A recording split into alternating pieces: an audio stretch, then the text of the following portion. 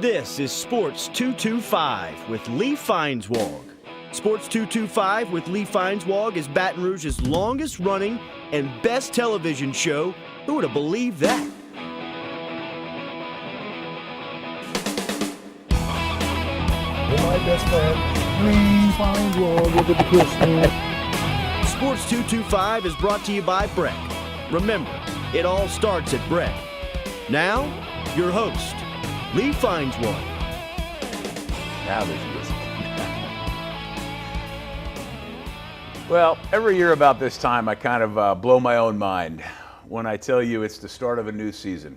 We kind of do Sports 225 like the school year. So this is the start of the 2017-2018 season. And I was just as amazed in 1996 when it was the start of the second year. This is now the start of the 23rd year. And I never imagined way back when I'd ever have a television show or be on television, and to think that we're doing it for 23 years is just amazing. But I've gotten smarter over the years, and I said I'm going to make this show as easy as possible. So before I left on a trip last month, I talked to my friend Paul Mainieri, the LSU baseball coach, and asked if he would be here for the first show. Good planning, huh? Good planning, and congratulations, Lee. That's wonderful. 23 years. I mean, you got kids in college who weren't even born yet watching this. I assume there's some of you watching, you know? Yeah, that's wonderful. That's amazing. Shows that you're tops in your business. Well, you know, I own the show. They can't fire me. That's a good point. We both have had very, very interesting summers. When last we really saw Paul Mainieri, you know, even though you did this summer, you did a middle of the summer recap of where you were at the end of last season and heading into next season. Of course, you did finish second in all of college baseball with a sport numbering in Division I over 330 teams. You know, and something I think, considering two things. Number one, where you were early on in the season, and the fact that your team had such a great finish, you should be remarkably proud of. But you're still pained. You were still pained in the summer when we saw you. Well, thank you, Lee. And I was, and I still am. You know, when you get that close to bringing home the gold and you come up a little bit short, it stings. You know, they gave us a wonderful runners-up trophy that I used as a doorstop for about a month this summer before I put it up on a shelf. But no, the truth is, you know, I'm very proud of our guys. I thought we had a tremendous year. We won 5 championships. We won, of course, the SEC West, the SEC overall title, the SEC tournament, and a regional and super regional. We even won our bracket in Omaha, so I guess you could maybe say 6 championships. But those last 2 games against Florida, they're the ones that sting, because I thought they were very winnable games. And not to take anything away from Florida, of course, but they did what they needed to do, and we came up a little bit short. We had our opportunities, and we just couldn't finish the job. You've knocked on the door. You've crushed the door before, and you've knocked on the door. What stays with you more, winning or losing? Well, it all is part of it. You know, of course, I wouldn't trade the 2009 championship for anything, but this is the first time that I've made it to our team has made it to the finals and not won. I think that's the first time in LSU baseball history, which of course all the media people remind me of incessantly. But you know, I'll tell you, every experience is wonderful. I'll tell you, Lee, the other day I had a great thing happen to me. A couple of our coaches committee members and good friends of mine, Sam and Karen Rainey, came by my office, and she brought to me a scrapbook of the season. Actually, it was 3 scrapbooks that chronicled our season. And as you start to finger your way through the books, you realize all the special moments that there were throughout the season. So that old saying about enjoy the journey more than the destination. And I think when you look back and you think about the 2017 season, you're going to remember an awful lot of great moments when kids maybe did some things that they shouldn't have done, and we had success. But you know, people have a tendency just to remember the ending of the season, and I'm going to try not to do that. Well, and you already, by virtue, we met with Paul, I want to say around July 15th-ish, give or take, and you have a tradition now of meeting, because you wait till after the draft and see who stays and goes. There's so many facets to being a major college baseball coach, and especially at the level at which Paul is at and what he has to deal with, which I'm fascinated by. Number one, of course, the recruiting process, and there are players who you just have to recruit because they're so good, but you can't recruit them because they're so good. Right. And then maintaining your roster with the limitations that you have on it.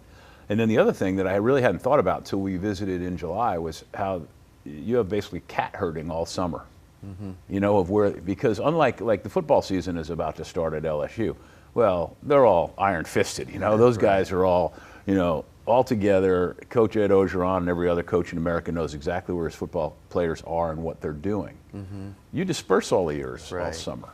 Summers are strange times, and this summer was very short because we spent 2 weeks in Omaha, and really it was the beginning of July before we got to settle back home.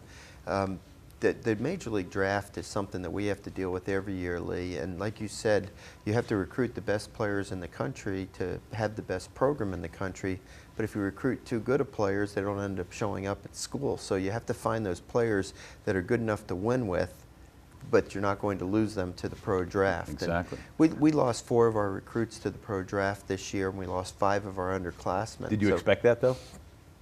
I thought we would lose a couple. It caught us a little bit off guard. We lost a couple more than we thought we would.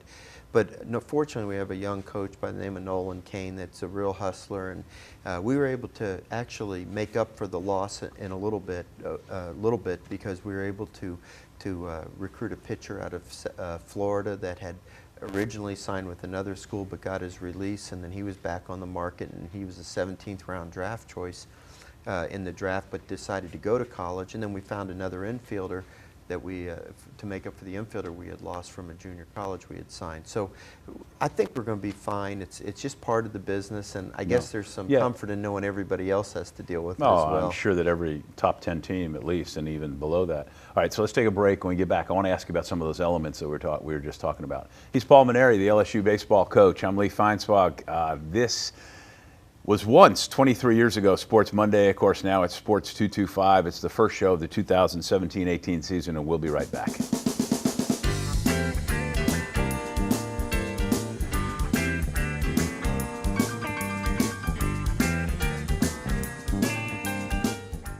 Hi, I'm Joe Martin, president of ITI Technical College, and we are so excited to have been awarded Forbes magazine's top 30 two-year technical colleges in America.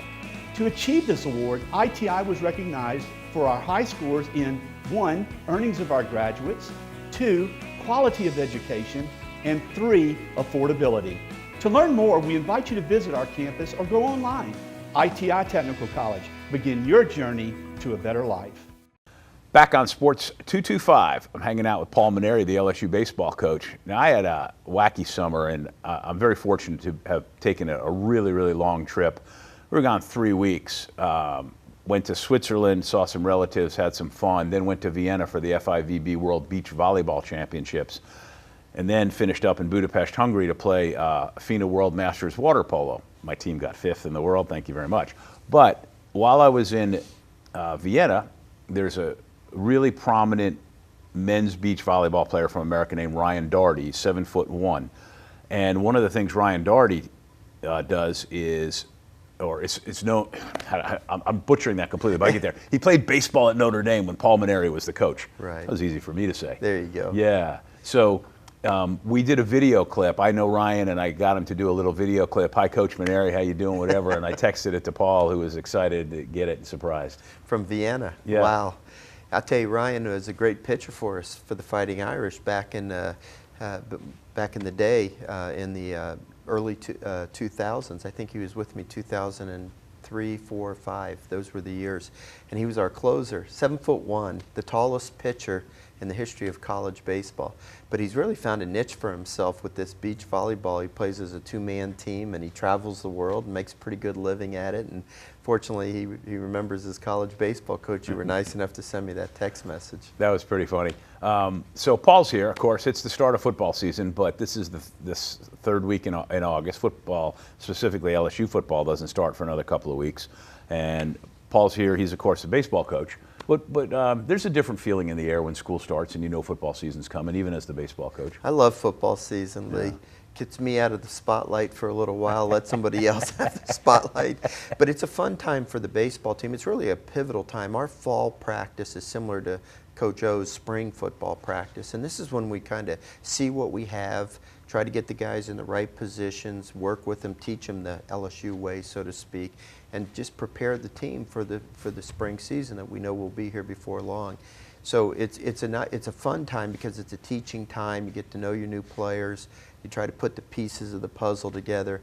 I always feel like a sculptor, you know, like somebody hands me this big pile of clay and now it's my job to turn it into something beautiful that people will like. And, and this is the time you do that. Well, this is correct too, that over the course of the last few years there's been some changes and limitations and guidelines on rosters. Like you can only keep so many people. So you have to determine in the fall what your official roster, you actually have to cut people loose come the spring, isn't that correct? Well, we won't have to this year. We have exactly the amount of players that we're allowed. Of course, we'll lose Eric Walker, who had an unfortunate injury at the end of the year, and we'll miss this entire season. The NCAA gave us a little bit of a waiver there that he doesn't have to count against our roster since he'll be out the whole year. But what you're talking about is about 7 or 8 years ago, the NCAA put in roster limits of 35 players. You can only have 27 on scholarship. You have to give a minimum of 25% of a scholarship. So we're already underfunded with only 11.7 scholarships. Now the NCAA tells us how we have to spend them as well. And by the way, there's this thing called the Major League Draft that kind of affects things as well. So trying to hit the nail right on the head with the hammer is pretty difficult. But we do the best we can, and I think we've got a good squad put together. Lee, this year we're going to lose we've lost basically half of our team from last year. You only have, correct me if I'm wrong, 2 seniors on the roster next year. We only have 3 seniors on the roster. And by comparison, last year we had 9. So it's going to be a very new team, but the cupboard is not empty. We've got some really outstanding players back that I think will make the core of our team. But fortunately, we have some really good new players coming in, both freshmen and junior college transfers. One of the things that you could do that you've got to manipulate to your advantage is tops, and the idea that you can have an in-state player get free tuition. Do coaches from other schools give you crap about that, like openly? Well, first of all, you know, there's a misconception that TOPS covers everything. It doesn't. It covers tuition, but fees are rather expensive now. Very. Fees can be as much as $3,000–4,000 a year. Plus, they have their room and board costs. Plus, they have books costs. So it helps, but not as much as everybody thinks. By comparison, some schools like Vanderbilt and private schools like that, they have a lot of aid that their institution they is can do able whatever to they give. want, right? Sure. Yeah. And then other states have other advantages that we don't have. For example, Arkansas can give any student from a bordering state of Arkansas in-state tuition, so they waive the non-residence fee. And also, they can get Texas players then. Exactly, as in-state players, the cost. And when you're an equivalency sport, those things really matter. Because 25% of in-state versus, if you're an out-of-state player and we want to give you your tuition, that counts as like 65% of a scholarship. If you're an in-state player and we give you tuition, it counts as 35%. So you add up all those percentages to get to 11.7, you can really stretch your money a little bit further. And by the way, Georgia and Florida also have programs like we have. They're called Hope and Bright Futures. Figured you would know that. Yeah. So you need a capologist like NBA and NFL teams. Well, you feel like a general manager of a team with a salary cap, and you're trying to make it all work with the amount of slots that you have. The difference for us and major league teams, though, is when a player gets hurt or doesn't perform, you can't trade him away and you can't replace him with a AAA player. Those type of things. So when you set your roster, which has already been set, you know, you just have to make it work and hope you have some good fortune when it comes to injuries or lack thereof. That was fun. That was a great conversation, the last segment. But I didn't get to any of the stuff I needed to talk to you about, like the Summers Ball and all that. So we got 2 more segments left on this show with Paul Mainieri. I'm Lee Feinswag at Sports 225.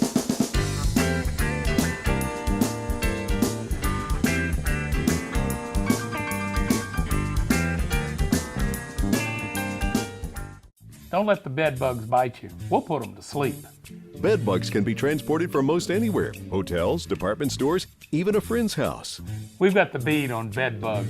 Call the bug man today. Call 923-BUGS. It's just like network television.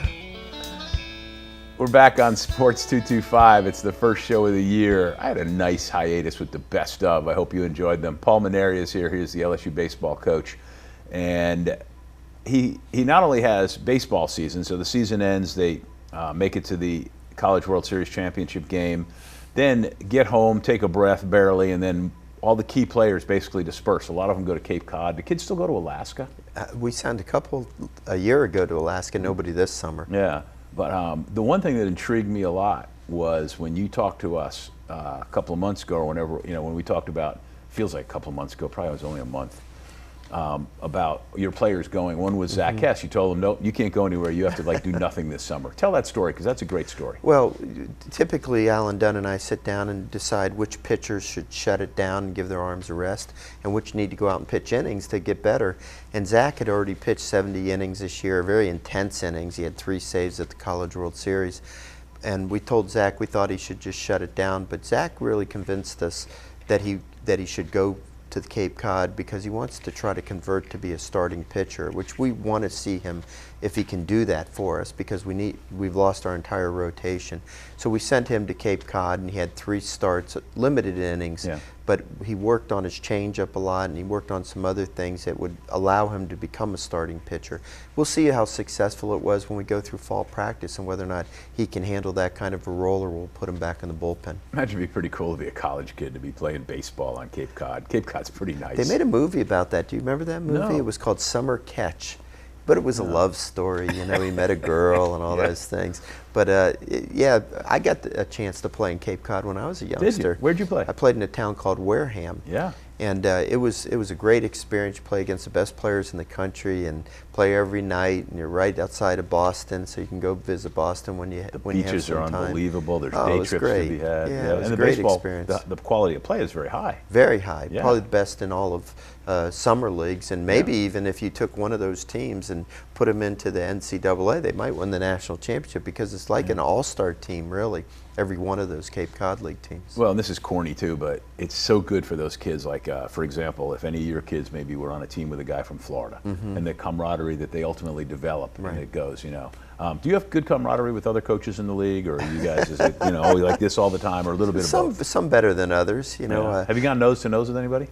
I wouldn't tell you if I did, but I loved it when wait, I will say, this is the nicest man you'll ever meet, but I know he's got a short fuse and a temper when he needs one. Shh, don't tell people that, all right? When Ray Tanner was the coach at South Carolina, we were about the same age, and our careers kind of paralleled each other, but then he left coaching to become the athletic director and left me alone as kind of the elder statesman of the league. But I have a lot of respect for all the coaches in the league. They're all under a lot of pressure. They work very hard, but we don't go out to dinner with any of them. Let's just put it that way. Well, you have your meetings, right? You're part of the Right. spring. Well, you guys don't do the spring meetings. We do meetings in September. Yeah. Where do you guys meet for that? What's the occasion? Oh, wonderful, Birmingham at the SEC offices. Yeah, it's wonderful.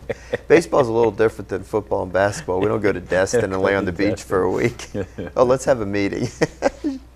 But you have to have dinner together that night. Everybody does, or lunch or something. Well, it's kind of a working dinner. We do meetings right through a boxed meal. I like to ask this question of anybody in every sport, but if you were the czar of college baseball, and you could just decide anything you wanted to do, what would be the first 1 or 2 or 3 rule changes you would make? First thing I would do is change the amount of scholarships. We have 11.7 scholarships for an entire squad in baseball. Think about that.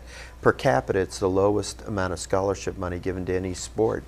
And so consequently, we don't get a lot of minorities playing college baseball. We don't get a lot of kids are signing professionally out of high school because well, let me ask you, Lee. I'm going to give you $1 million, or you can come to LSU and pay $20,000 a year. What do you want to do? And so if we could just increase the scholarships, I think it would help the game an awful lot. I don't think our coaching staffs are sufficient either. We only have 2 paid assistant coaches. You're not plus allowed a head to have coach. more?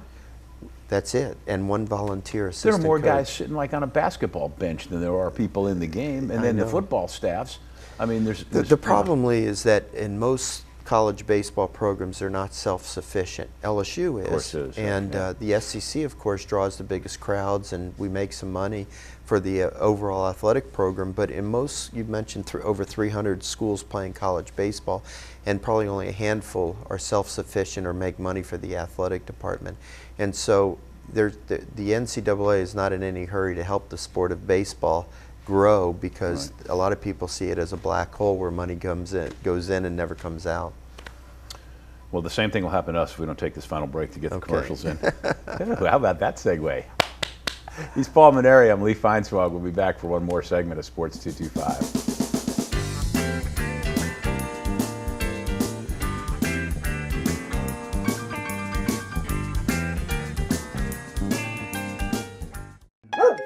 See that dog lover?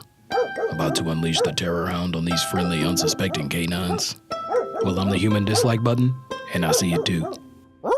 Easy there, Cujo. Taking part in a dog socialization program at a shelter or pet store can help nip this problem in the bud. And no matter how well socialized your pet is, cleaning up the little rays of sunshine they leave in their merry wake is your responsibility. To learn more about me, go to breck.org/HDB. All right, coming down the home stretch of another Sports 225. Thanks, of course, to Paul Mainieri, who's here in studio with me, to the guys from JCW for directing the show, and for all of you for watching. And you can tell I've been off for like 3 months because I can't even string words together very good. But anyway, I'm just happy to be here. So as you go into this fall, we talked about you have 3 seniors, you've got a roster that's turned over. The guys who will be back, of course, have the experience and the confidence from having been to the College World Series championship game.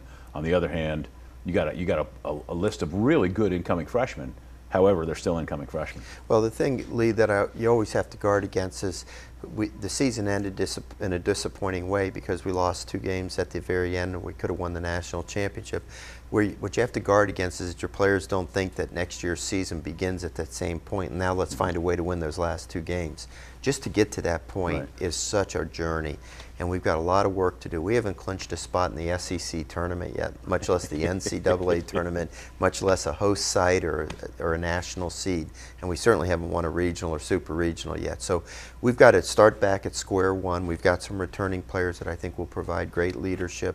We'll slide Josh Smith over to shortstop. We've got to come up with a new catcher. I really like our outfield. We've got to rebuild a pitching staff. We've got an awful lot of work to do, but I think we've got a lot of good material to work with, and we have a great coaching staff with Alan Dunn, Micah Gibbs, and Nolan Kane, Nate Fury in an administrative role, and all of those guys are very dedicated, and we're going to put this thing together and see if we can make another run at it next year. LSU baseball fans will be watching intently because the fall's big. We got about 30 seconds real quick about a bunch of guys just having some of your former players are just killing it in the major leagues right now. Mikey Matuk, Alex Bregman among for 2, and others. I think that reflects so well on our program, on our university. Mikey Matuk's the everyday center fielder in Detroit with the Tigers and other Tigers. He's hitting 300. Alex Bregman's tearing it up. Aaron Nola might be the best pitcher in all of Major League Baseball right now. For the Phillies doing Kevin unbelievable. Gosman's doing great. I mean, DJ LeMahieu, all-star. I saw him in person this year in Denver. Just go on down the list. I think the last count we had about 11 in the big leagues right now. That's got to be fun. Oh, it's great. Yeah. But I am correct. You were a homebody after the end of the season. You didn't get out and go to Major League Baseball. You didn't go to Cape Cod. You just chilled. 4 weeks of camp, a lot of recruiting, a lot of personal appearances, and getting ready for another year. Good deal. Well, thank you so much for kicking this one My off. pleasure, Lee. This has been the start of our 2017-18 Sports 225. 23 years if you count Sports Monday morphing into this show. Thanks for watching. We'll see you next week.